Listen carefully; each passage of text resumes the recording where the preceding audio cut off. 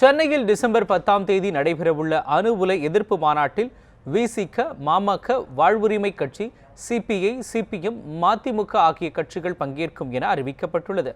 சென்னையில் இன்று செய்தியாளர்களை சந்தித்த போது திருமாவளவன், ஜவாஹிருல்லா உள்ளிட்டோர் இதனை தெரிவித்தனர். எவ்வாறு இயங்குகின்றன,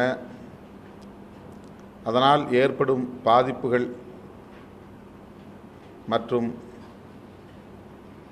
இழப்புகள் குறித்த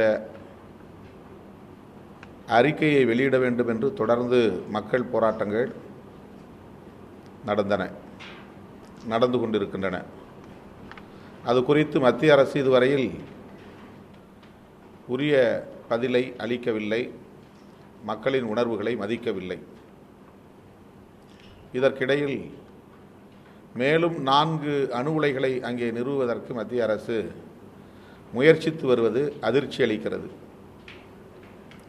இதனை மிக வன்மையாக எதிர்க்கிறோம்.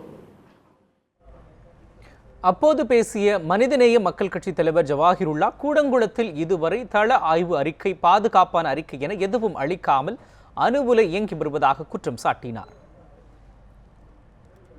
அவசர நிலை ஏற்படும் போது அதை எதிர்கொள்வதற்கு என்ன வழிமுறைகள், அது பற்றி அறிக்கை கொடுத்திருக்கின்றார்களா என்றால் இதுவரை அது கொடுக்கப்படவில்லை என்பதுதான் யதார்த்தமான உண்மையாக இருக்கின்றது. எனவே மிக ஒரு பாதுகாப்பு இல்லாத ஒரு அணு உலைகளாக முதல் 2 அலகுகளே இருக்கும்போது அங்கே மீண்டும் 3, 4, 5, 6 என்று விரிவாக்கம் செய்வது நிச்சயமாக தமிழக நலனிலே அக்கறை உள்ள யாராலும் ஏற்றுக்கொள்ள முடியாது.